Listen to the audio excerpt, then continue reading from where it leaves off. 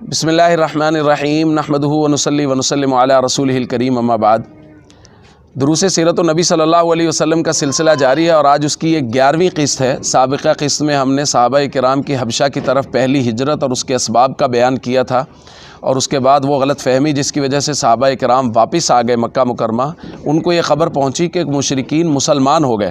جب یہاں پہنچے تو یہاں آ کے اندازہ ہوا کہ نہیں، یہ خبر تو غلط تھی اور یہاں مشکلات اور زیادہ بڑھ گئی۔ اب یہاں کفار بھی اپنی ہٹ درمی پہ آ گئے اور انہوں نے ضد باندھ لی، اور ادھر مسلمان واپس آ گئے۔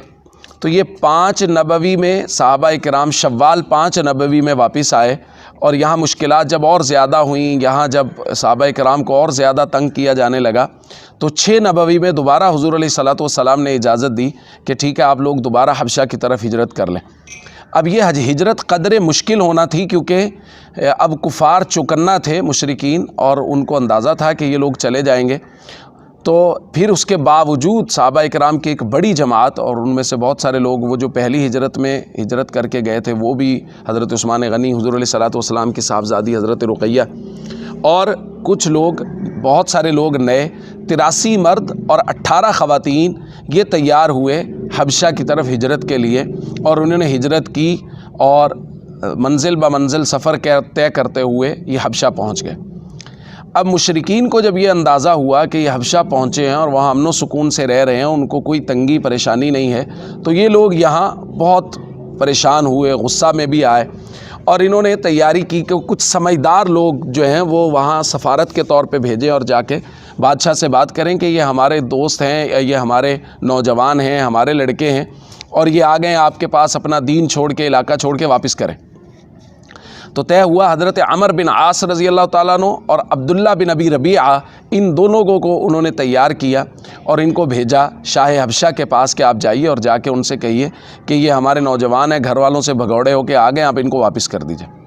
حضرت عمر بن عاص رضی اللہ تعالیٰ عنہ، عبداللہ بن ابی ربیعہ، یہ لوگ وہاں پہنچے، اور انہوں نے سب سے پہلے یہ کیا کہ یہ بادشاہ کے مقربین سے، بادشاہ کے وزراء سے، ان لوگوں سے ملاقاتیں کی، اور جا کے ان سے بات چیت کی کہ دیکھیں یہ ہمارے کچھ نوجوان ہیں اور یہاں آ گئے ہیں۔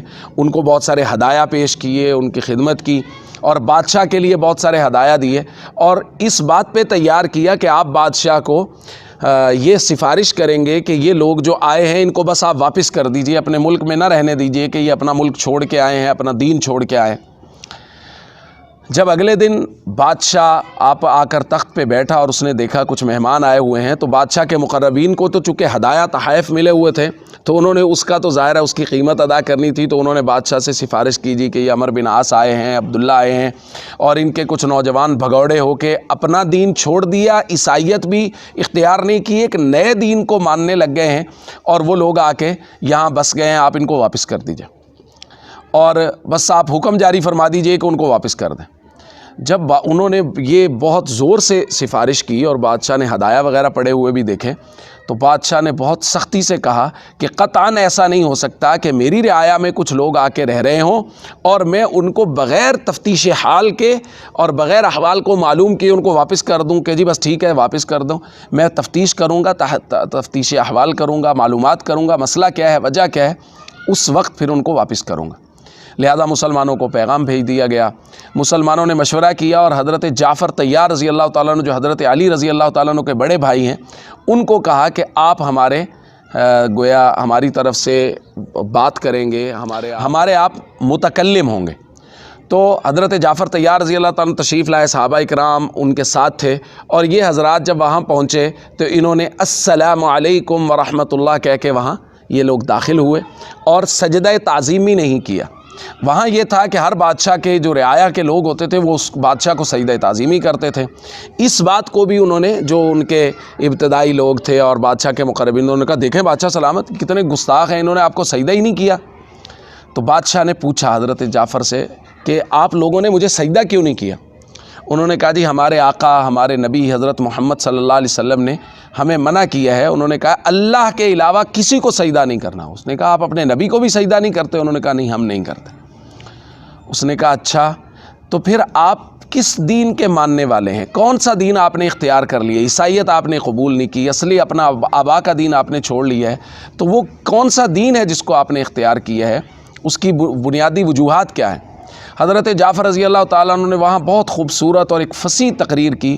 انہوں نے فرمایا ہم لوگ بتوں کو پوجنے والے تھے، اپنے آباء و اجداد کی ڈگر پہ چل رہے تھے، ہمارے لوگ اپنے رشتہ داروں سے قطع تعلقی کرتے تھے، آنے والے قافلوں کو لوٹ لیا کرتے تھے، یتیموں کے ساتھ بدسلوکیاں کی جاتی تھی، ہمارے لوگ زنا عام کرتے تھے، ہمارے لوگ بڑے چھوٹوں پر ہمیشہ ظلم و بربریت سے پیش آتے تھے. یہ ساری کی ساری برائیاں ہمارے معاشرے میں پائی جاتی تھی کہ اسی دوران اللہ نے ہم میں سے ہی ایک عالی حسب و نسب والا نبی ہمارے اندر بھیج دیا، اور انہوں نے آ کے ہمیں کہا اللہ کے علاوہ کسی کی عبادت نہیں کرنی، رشتہ داروں کے ساتھ حسن سلوک کرنا ہے، بڑوں کی ذمہ داری ہے کہ وہ چھوٹوں کے ساتھ شفقت سے پیش آئیں، چھوٹوں کی ذمہ داری ہے وہ بڑوں کے ساتھ ادب اور احترام سے پیش آئیں. انہوں نے ہمیں سکھایا کہ زنا کرنا درست نہیں ہے، چوری درست نہیں ہے، قافلوں کی لوٹ مار درست نہیں ہے. انہوں نے ہمیں سکھایا کہ یتیموں کے سر پہ ہاتھ رکھنا ہے، یتیموں کے ساتھ محبت سے پیش آنا ہے. یہ ساری باتیں انہوں نے ہمیں سکھائیں. ہمیں یہ باتیں پسند آئیں کہ ہم اللہ کے علاوہ کسی کی عبادت نہ کریں، لوگوں کے ساتھ مخلوق کے ساتھ محبت اور پیار سے پیش آئیں. تو ہم نے ان کا دین قبول کر لیا. اس کے بعد یہ قوم کے لوگ ہمارے دشمن ہو گئے اور انہوں نے ہمیں مارنا پیٹنا شروع کر دیا، جس کی وجہ سے ہمیں پتہ چلا کہ ایک عادل بادشاہ ہے جو حبشہ میں حکمرانی کر رہا ہے. تو ہم لوگ آپ کے پاس آئے ہیں آپ کے عدل و انصاف کے چرچے سن کے، اور یہ ہمارا اور ان کا مقدمہ ہے. بادشاہ نے کہا آپ کی بات تو بہت مناسب ہے اور آپ نے بالکل ٹھیک بات کی ہے. اچھا تمہارے نبی پر کوئی کلام اترا ہے؟ انہوں نے کہا جی ہاں بالکل. انہوں نے کہا کچھ سنائیے. تو انہوں نے سورہ مریم کی ابتدائی کچھ آیات تلاوت کی. اب جب یہ تلاوت کرتے جا رہے تھے تو لکھا ہے کہ بادشاہ سر جھکائے بیٹھا تھا اور اس کی آنکھوں سے مسلسل آنسو جاری تھے اور اس کی داڑھی جو ہے وہ آنسوؤں سے تر ہو گئی. تو بادشاہ نے مسلمانوں کی یہ باتیں سنی اور اس کے بعد عمر بن عاص کی طرف متوجہ ہوا اور ان سے کہنے لگا کہ تم لوگ کس جرم کی وجہ سے ان لوگوں کو لینے کے لیے آئے ہو. اور پھر حضرت جعفر رضی اللہ تعالیٰ عنہ نے کچھ خود سوال کیے. انہوں نے کہا دیکھیں ان سے پوچھئے کیا ہم کسی کے غلام ہیں؟ اگر ہم کسی کے غلام ہیں تو بالکل آپ ہمیں واپس کر دیجئے، ہم لوگ یہاں نہیں رہیں گے، ان کے ساتھ چلے جائیں گے. انہوں نے پوچھا ہاں بھئی یہ غلام ہے؟ انہوں نے کہا نہیں، بل احرار کرام، یہ تو بہت عزت والے اور آزاد لوگ ہیں. حضرت جعفر رضی اللہ تعالیٰ نے کہا ان سے پوچھئے کیا ہم نے کسی کا ناحق قتل کیا ہے؟ اگر ہم نے کسی کا ناحق قتل کیا ہے تو ہمیں حوالے کر دیجئے، ہم بالکل کوئی مطالبہ نہیں کریں گے. ان سے پوچھا، انہوں نے کہا نہیں، کسی کا کوئی قتل ان کے ذمہ نہیں ہے. حضرت جعفر نے پوچھا ان سے پوچھئے کہ کیا ہم نے کسی کا مال کھایا اور مال لے کے ہم بھاگ گئے ہوں؟ اگر ایسا ہے تو پھر بھی ہم واپس جانے کے لیے تیار ہیں. تو انہوں نے کہا نہیں. حضرت عمر بن عاص نے کہا کہ وہ اس وقت تک مسلمان نہیں ہوئے تھے کہ نہیں ایسا بھی کچھ نہیں ہے، مال بھی کسی کا نہیں لیا.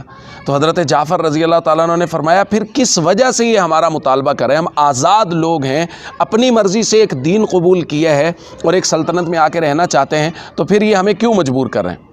بادشاہ نے بھی کہا آپ کی بات بالکل ٹھیک ہے. اور بادشاہ نے کہا چلیے آپ لوگ واپس اپنے ہدایا اٹھائیے اور یہاں سے آپ لوگ جائیے، یہ لوگ یہیں رہیں گے. اور اس کے بعد بادشاہ نے ایک جملہ کہا اور اس پر ایک سیرت نگاروں نے کچھ لکھا بھی ہے. بادشاہ نے کہا کہ مجھے تمہارے ہدایا اور رشوت نہیں چاہیے، اور مجھے وہ اللہ کافی ہے جس نے بغیر رشوت کے میرا یہ ملک، میری یہ سلطنت مجھے واپس کی. اب اس بات کا پس منظر جو بیان کیا گیا ہے وہ اس طرح بیان کیا گیا ہے کہ یہ بادشاہ یہ اصحمہ بادشاہ، اس کا والد، یہ ایک ہی بیٹا تھا اپنے والد کا، اور اس کا جو بھائی تھا یعنی اس بادشاہ کا چچا، اس کے والد کا بھائی، اس کے 12 بیٹے تھے. جو امور سلطنت چلانے والے لوگ تھے انہوں نے سوچا کہ یہ ایک ہے، یہ بادشاہ اس کا ایک ہی بیٹا ہے، تو آگے جا کے امور سلطنت میں کوئی مسئلہ نہ ہو جائے، تو ایسے بندے کو بادشاہ بنانا چاہیے جو کثیر الاولاد ہو تاکہ سلطنت وہ ترتیب کے ساتھ چلتی رہے.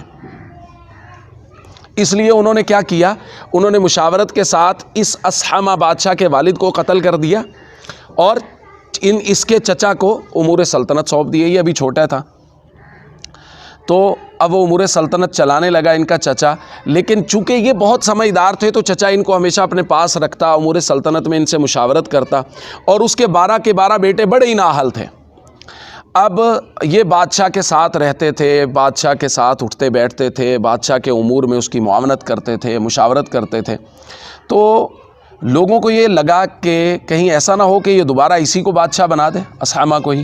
لہٰذا انہوں نے بادشاہ سے جا کے کہا کہ تم جو ہے نا اس کو قتل کرواؤ، ہم نے بڑی مشکل سے تمہیں بادشاہ بنایا تاکہ آگے تمہاری نسل میں بادشاہ چلے، تم اس کو قتل کرواؤ. اس نے کہا نہیں، پہلے میرے بھائی کو تم لوگوں نے قتل کروا دیا، اس کو میں قتل نہیں کروں گا. تو انہوں نے کہا چلو ٹھیک ہے پھر ہم اس کو بیچ دیتے. 600 درہم کے بدلے میں ایک تاجر کو بیچ دیا. اب جب تاجر کو بیچا تو پیچھے سے اس بادشاہ کے ساتھ یہ ہوا کہ یہ بادشاہ فوت ہو گیا تو اس کے 12 کے 12 بیٹے نااہل، حکومت کا یہ سلسلہ ہی ختم ہو گیا، سارے کا سارا معاملات ہی درہم برہم ہو گئے. تو اس کے بعد انہوں نے فیصلہ کیا کہ اسحامہ کو دوبارہ لے کے آئیں. پھر یہ وہاں گئے، تاجر کے پاس سے اسحامہ کو واپس لیا اور واپس لے کے اس کو سلطنت سونپی. اس واقعے کی طرف اس نے اشارہ کیا کہ مجھے وہ اللہ کافی ہے اور بغیر رشوت کے جس نے مجھے میرے امور سلطنت واپس کیے ہیں، مجھے تمہاری ضرورت نہیں ہے، یہ اٹھاؤ اور چلے جاؤ. حضرت عمر بن عاص وہاں سے تو اٹھ گئے، لیکن اس کے بعد انہوں نے یہ سوچا کہ میں اگلے دن کچھ اور بات کروں گا، اور انہوں نے عبداللہ بن ابی ربیعہ کو کہا کہ میں کل ایسی بات کروں گا کہ بادشاہ ان لوگوں کی گردن اڑا دے گا. تو انہوں نے اگلے دن جا کے بادشاہ کے سامنے یہ بات رکھی کہ عیسیٰ علیہ السلام کے بارے میں ان کا عقیدہ وہ نہیں ہے جو آپ کا ہے، آپ ان سے پوچھئے عیسیٰ کے بارے میں ان کا کیا عقیدہ ہے. اب اگلے دن دوبارہ بلایا گیا تو حضرت جعفر طیار رضی اللہ تعالیٰ عنہ اور باقی صحابہ کرام حاضر ہوئے. انہوں نے کہا عیسیٰ کے متعلق تمہارا عقیدہ کیا ہے؟ حضرت جعفر رضی اللہ تعالیٰ عنہ نے فرمایا وہی عقیدہ ہے جو ہمارے نبی نے ہمیں بیان کیا ہے، اور وہ یہ ہے کہ عیسیٰ اللہ کے بندے ہیں، اللہ کے رسول ہیں، اللہ کا کلمہ ہیں، اور حضرت مریم علیہ السلام کو پاک دامنی کی حالت میں اللہ رب العزت نے ان کے اللہ تعالیٰ نے ان کو یہ عیسیٰ علیہ السلام بیٹا عطا فرمایا. تو نجاشی نے اس وقت کہا کہ اس سے ایک تنکے کے برابر، لکھا ہے کہ تنکا اس نے اٹھا کے یوں پھینکا اور کہا ایک تنکے کے برابر بھی عیسیٰ اس سے بڑھ کر نہیں. اس کی وجہ سے وہاں جو بیٹھے ہوئے راہب تھے، عیسائی پادری تھے، وہ بڑے ذرا ان کو غصہ تو آیا، لیکن نجاشی نے کہا نہیں بس اس سے زیادہ عیسیٰ نہیں ہے، اور تم جاؤ آج کے بعد اگر تمہیں کوئی گالی بھی دے گا تو اس سے تاوان وصول کیا جائے گا. حضرت عمر بن عاص وہاں سے واپس آ گئے اور مسلمان وہاں عزت اور احترام تکریم کے ساتھ رہنے لگے. اب اس کے بعد ہم اگلی بات کریں اس سے پہلے یہ 7 ہجری تک مختلف اوقات میں صحابہ کرام وہاں سے، جب مدینہ منورہ حضور ہجرت کر کے تشریف لے گئے تو 7 ہجری تک صحابہ کرام وہاں سے مسلسل آتے رہے. 6 نبوی سے 7 ہجری تک صحابہ کرام وہاں رہے. حضرت جعفر طیار رضی اللہ تعالیٰ عنہ خاص طور پہ وہاں رہے اور وہاں بہت حسن سلوک ہوا ان کے ساتھ. حضور علیہ الصلوۃ والسلام نے حضرت رملہ ام حبیبہ حضرت امیر معاویہ رضی اللہ تعالیٰ عنہ کی ہمشیرہ، ان کے لیے پیغام نکاح بھیجا تو اسحامہ بادشاہ نے ہی خطبہ بھی دیا، مہر بھی انہوں نے، اور ازواج مطہرات میں سے سب سے زیادہ مہر ان کا رکھا گیا.